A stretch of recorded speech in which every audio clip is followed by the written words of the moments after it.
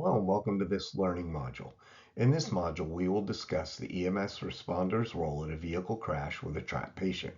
This video is intended to supplement any readings or coursework assigned by your instructor. Upon successful completion of this learning module, students will be better able to, number one, ensure patient and rescuer safety during the vehicle rescue operation. Number two, describe the EMT's role in patient rescue and vehicle extrication. And number three, list patient care considerations during a vehicle rescue. Motor vehicle crashes are a common EMS call. If we arrive on scene and find a patient that is trapped in the vehicle because of significant damage or because a body part is pinned in the vehicle, we call this an entrapment. Removal from an entrapment requires the use of specialized extrication equipment to disentangle the trapped victim so they can be safely extricated. The use of rescue tools to remove the vehicle from around the patient or to free a trapped body part is called disentanglement, while the removal of the victim from the wreckage is generally referred to as extrication. You may hear the terms extrication and disentanglement being used interchangeably. There are 10 phases of a vehicle extrication call. The preparatory phase involves pre-incident training with your local rescue agency to prepare for the types of calls that are common for your coverage area. During the response phase, responders will utilize the emergency vehicle operator procedures we recently discussed in the vehicle operations portion of the course. Upon arrival at the scene, your ambulance should be positioned in a way to provide protection for you and your crew. Once your vehicle is appropriately positioned, one crew member should perform an outer circle survey by walking around the entire scene to identify any potential hazards. Once this is complete, the crew members should complete an inner circle survey around each vehicle involved to determine additional safety hazards, to determine the number of patients, and to determine potential access or egress sites. Rescuers should not touch the vehicle until ensuring it's safe to do so. Be sure that your rescue team stabilizes the vehicle to prevent unnecessary movement before rescuers attempt to gain access. This limits patient movement while disentanglement and extrication happen. Vehicle stabilization can be achieved by using pieces of wood called cribbing or step cribbing under the four corners of the vehicle, as seen in the picture at the bottom right corner of the slide. Stabilization of an overturned vehicle or one that is on its side will require additional stabilization with cribbing, rescue struts, and cables. When arriving on the scene with downed power lines, position your ambulance at least 500 feet or 2 intact power poles away from any downed power lines, as we see in the image on the top. Parking this far back protects responders if the wires are live and begin to arc. If the lines are down on the vehicle, advise victims to remain in the vehicle until it's safe for them to exit. Support operations include traffic and bystander control, setting up additional lighting at nighttime scenes, establishing tool and equipment staging areas, and working with other responders to establish helicopter landing zones if needed. In the image here, we see hand tools, power tools, and hydraulic tools that are commonly used in a vehicle rescue operation. Storing tools on a tarp in a staging area when not in use protects rescuers from trips and falls from equipment that's lying on the scene. We have a saying in rescue that we always need to try before we pry. This means we try opening doors manually using simple access before breaking out the heavy rescue tools to gain complex access. The patient should be covered with a fire-resistant tarp to prevent breaking glass and other things from harming them during the extrication process. It's preferable that an EMT is in the vehicle with the patient to call out to the rescue team if any problems arise during the disentanglement process. Once the victim can be accessed and has been disentangled from the wreckage, we can assess and treat our patient. After the patient has been safely extricated from the wreckage and transferred to the ground or air ambulance crew, scene termination can begin to happen. Equipment is checked, cleaned, replaced, and then all units can return to service. Rescue tools have evolved over the years and have become more compact, lightweight, and maneuverable.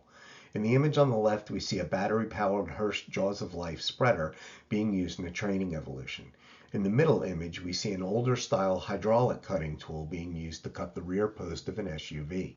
This device is connected by hoses to a pump that circulates hydraulic fluid to power the tool.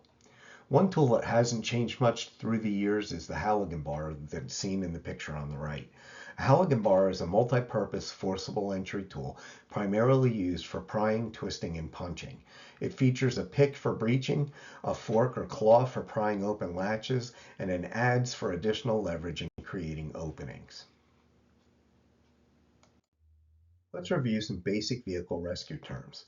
Much like medical terminology, knowing these basic terms will enable you to communicate better with your rescue company personnel.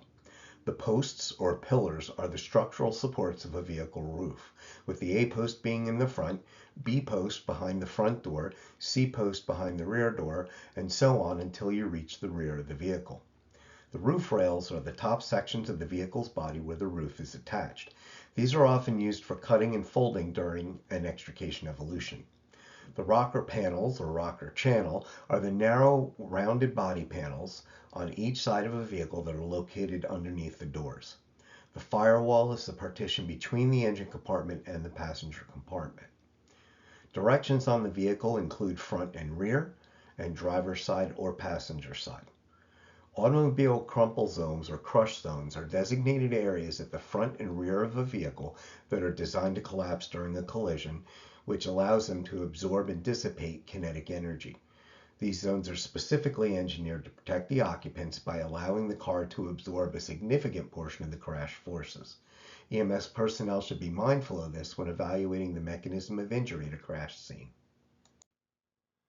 A car windshield is made of laminated safety glass, which consists of two layers of glass bonded together by a layer of plastic. This design makes the glass strong and prevents it from shattering into sharp shards upon impact. If struck, the windshield may crack into a spiderweb-like pattern, but the layers remain intact, helping to keep the passengers inside. Prior to initiating any type of rescue operations, the patient should be covered with a fire-retardant tarp to protect them from glass and sharp objects. The rescue company may utilize a windshield or a reciprocating saw to cut through the front window of the vehicle as seen in the image on the left. These saws will generate a great deal of glass dust during the cutting process, so the patients and providers in the vehicle should be wearing a mask to limit inhalation of this dust. Side and rear automobile windows are made from tempered glass, a type of safety glass that is heated and rapidly cooled to make it significantly stronger than regular glass. If it breaks, the tempered glass is designed to shatter into small, granular, round, relatively harmless pieces. In the image on the right, we see a rescuer using a spring-loaded center punch to break a side window. This is the safest way to break a vehicle window during a rescue operation. Notice how the glass fragments into small pieces. The broken safety glass is not nearly as sharp as regular glass, but it is possible for the patient or rescuer to be injured by the broken glass. When first on scene of a motor vehicle crash, remember to position your vehicle in a way to let traffic know there's an accident and to protect the scene and responders.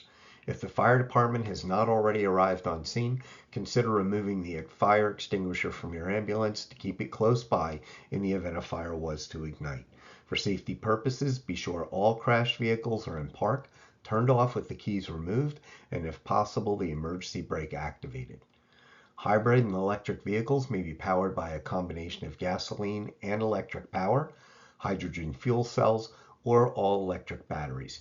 Trained rescue personnel should secure the electrical system prior to attempting disentanglement. The high-voltage batteries and cables found in hybrid and electric vehicles can pose a risk of electric shock. These are usually identified with bright orange or yellow insulation, as seen in the image on the right. It's also important to remember that hybrid and electric vehicles run very quietly and may still be running when you arrive despite not hearing them. Natural gas and hydrogen-powered vehicles have pressurized canisters that may pose a risk of fire and/or explosion. You can see the green compressed fuel tank behind the passenger compartment in the image below on the left. These vehicles usually have alternative fuel markings on the back of the vehicle.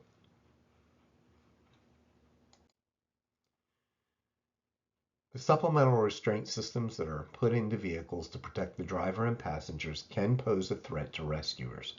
Non-deployed airbags may be activated when rescue tools are used on an extrication scene. The best way to protect yourself and your patient from a non-deployed airbag is to create as much distance as possible between the patient, rescuers, and the non-deployed airbag. If the vehicle has power seats, consider moving the seat back prior to having the rescue team disconnect the battery. Disconnecting the vehicle's battery may help to limit deployment of any non-deployed airbags. To properly disconnect a car battery, always disconnect the negative or black terminal first, followed by the positive red terminal. This helps to prevent short circuits and sparks. While many rescue companies prefer to cut the battery cables, it might be a better idea to request they disconnect the battery at the terminal in case they need to be reconnected for any reason. Rescue teams must remove the trim from the inside of the vehicle to know where it's safe to place their cutting tools prior to making a cut. Cutting into one of the pyrotechnic devices that are used to activate these airbags could cause injury to the patient and rescuers. In the picture on the right, we see a rescue team evaluating a vehicle's interior to determine where it's safe to make cuts to remove the roof. Cutting into the canister on one of these devices could cause a small explosion with spraying shrapnel. Chains and winch cables are commonly used at vehicle rescue scenes to stabilize or move a vehicle. We never want to step over or stand anywhere near a cable, rope, or a chain that is being used to winch, pull, or stabilize a vehicle. Take a look at the image on the right where we see a chain connected to a cable that is being used to tow a 6-ton military vehicle. Imagine the damage the chain or cable could do if it were to snap and anybody that was in its path. The force could cause a fatal injury. Energy-absorbing bumpers are designed to protect vehicles in low-impact collisions.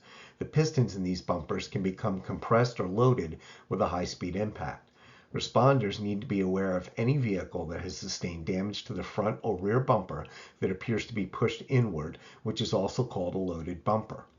A loaded bumper could release at any time, injuring a rescuer or bystander.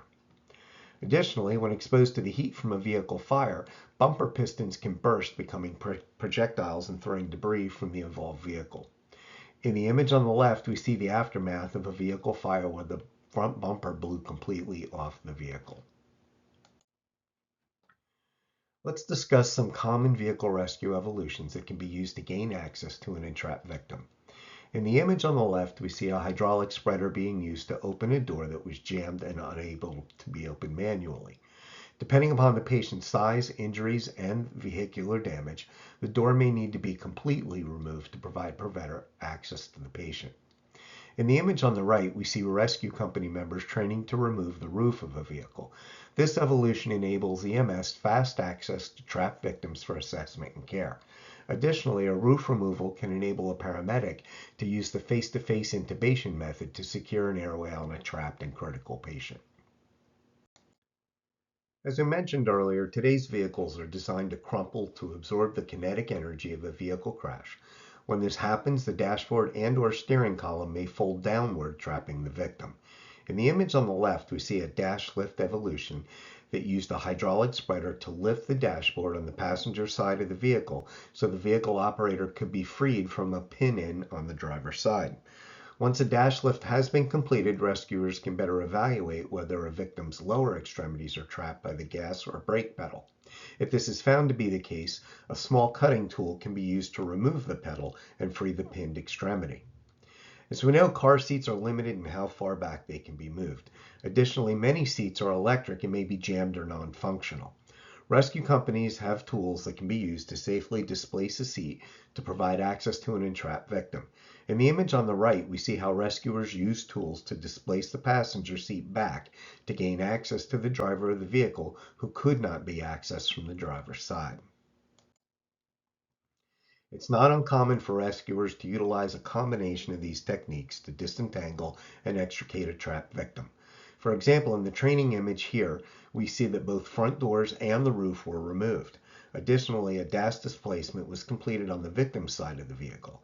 As illustrated here, it may be both safer and faster to lift the patient onto a backboard rather than taking the time to pivot them onto a board for extrication. The EMS responder's primary role in an extrication scene is to provide care for the patient and rescuers who are operating on the scene. Whenever possible, one EMS responder should remain in the vehicle with the patient while the disentanglement and extrication process is happening. This responder must wear appropriate personal protective equipment that includes a helmet, eye protection, a turnout coat, boots, and rescue gloves. Ideally, the responder should also be wearing a pair of bunker pants if available. While in the vehicle with the patient during the extrication and disentanglement process, both the EMS responder and the patient should be covered with a fire retardant tarp. The EMT is responsible for communicating updates to the rescue company personnel who are performing the tool evolutions. As we mentioned earlier, dust from a windshield cutting tool can be harmful. All patients and providers in the vehicle should be wearing a dust mask to limit inhalation of these particles. After gaining safe access to the patient, complete a rapid trauma assessment to determine if there are any injuries that need immediate attention. You will then need to determine the safest and most appropriate method to extricate the patient from the vehicle. Clear communication with the other responders on scene will ensure a cohesive collaboration when removing the victim from the wreckage. Also remember to communicate with the patient and keep them informed of your actions and the actions of the team. So this brings us to the end of this presentation. Here we see the learning objectives for this module. Can you demonstrate each of these objectives? If not, please consider going back to review any of the content that you may have struggled with. Thank you for watching this learning module.